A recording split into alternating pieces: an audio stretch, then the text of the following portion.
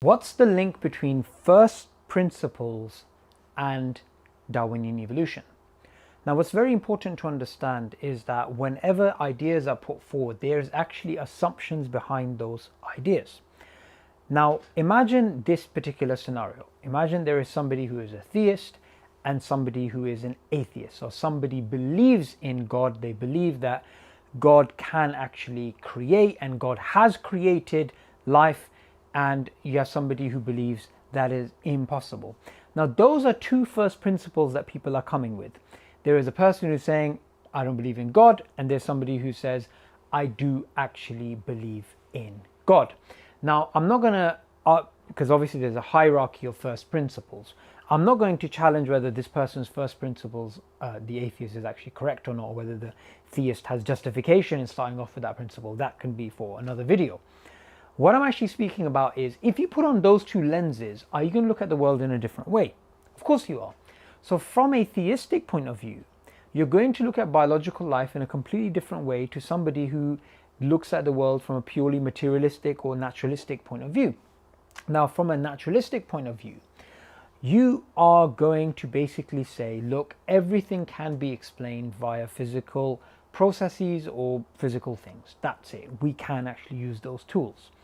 When it comes to the theist, they think, do you know what? Yes, physical things, physical processes are possible. Physical matter can explain things too, but there is also a creator, and the creator can create via, the creator can create directly or indirectly, but overall the creator is the creator of all things, and he has power of all things, and he's created all things. So using these two people with these two different conceptual tools to look at the world, you're going to come up with different understandings of the world. Now, if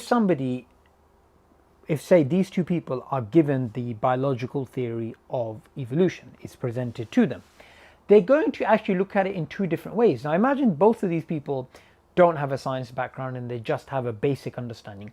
Or it doesn't matter even if they have an advanced understanding, but just for the sake of simplicity, imagine they approached and they're given for the first time this biological theory of evolution, Darwinian evolution. They're actually given this theory. Now, the issue is that this particular theory, from an academic point of view, is something which is not pushed for, which is not understood by academics to be absolutely true. It's based on a probabilistic framework which has assumptions, and there are disputes about it from a conceptual and scientific perspective. However, when this is presented to two people, the person who is a theist is going to be more likely to accept it as a scientific theory at its face value, as it basically is understood academically. He is most likely, if he is to go that far, some theists will just completely reject it and say it's not even science. But if he was nuanced, he'd say, okay, fine, I can accept this as a valid scientific theory, although it may I may not believe it to be absolutely true because of the evidence, but I can accept it as a working model. Now, from an atheistic perspective, he's going to be more inclined to accept it not just as a working model, but to be absolutely true, to be literally true. Why is that? The reason that is the case is because even if this theory did not exist, his worldview supports something like this anyway. So, in other words, if there was no God, and imagine Darwin didn't really exist, and we didn't really have the scientific revolution, anything like this, right? And there is somebody who doesn't believe in God, and they're an atheist, and they're looking at the world.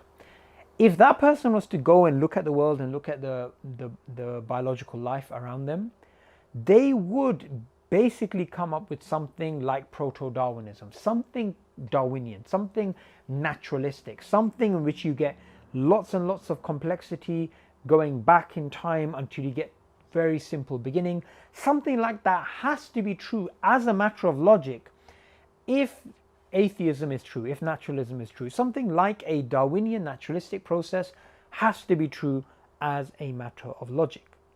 So hence why, when you have an atheist and a theist and they're presented with the evidence of a valid scientific theory, one is more likely to just accept it as what it is, and the other is more likely to go beyond the evidence and say it's literally true, because even if that theory did not exist, their worldview actually supports something like that theory.